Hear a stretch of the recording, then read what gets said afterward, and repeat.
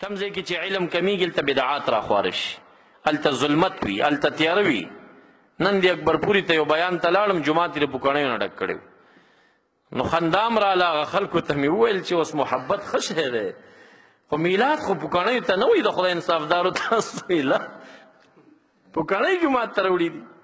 نو یو پیر صاحب مبارک راغی، نو یو یې پکې پوی کړي و، هغه ته ستنه لاس کې ورکړې وه. نو چې پیر صاحب راغی نو هغې ته چې داسې دغه کړې و، ډزې شروع شوې جومات کې. ما ویل که چا ډزې وکړې، ما پوښتنه وکړه مې دا څه چلو شو دا ډزې وشي. بیا مې وایي ګینې کیدای شي دوی به دا رواجي چې یو پیر صاحب راځي دوی به ورته ډزې کوي، خوشحالی کوي. نه نه دا خو د پوکڼو دا ډزې وکړه. بیا مې وایي ځکه مې ولکه چې اچانک والو ته ځه، چې کله زما نمبر راغی بیا ډزې شروع شوې. او مې دوی کې اوس علم نشته خوارانو کې، دوی ته دا پنجابي مولیان راشي و کله ورته نارې حیدري چغې وهي و کله سره شیګانو په اوازونه یې شروع کړي و. سنیان شیګان نه دي، پاک سنیان دي. خو چونکې دغه خلک پکې راننوتل، اوس ورو ورو یې شیعت طرف ته روان کړي دي، په ځان نه پوهېږي. او دوی هغه علم خو خپل شته نه دی، هلته د علم ډېره لویه کمزوري ده.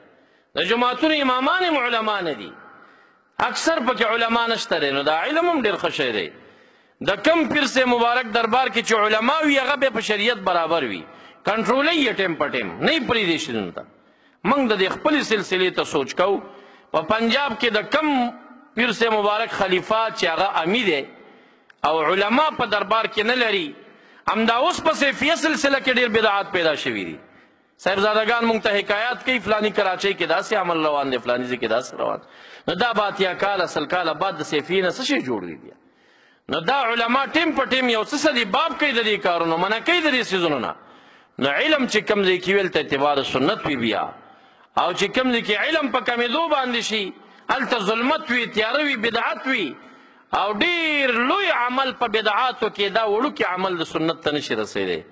سنت کې رڼا ده، هغې کې نور دی، هغې کې فیض دی. بدعاتو کې نور نه وي او نه په هغې کې څه رڼایانې پرتې وي.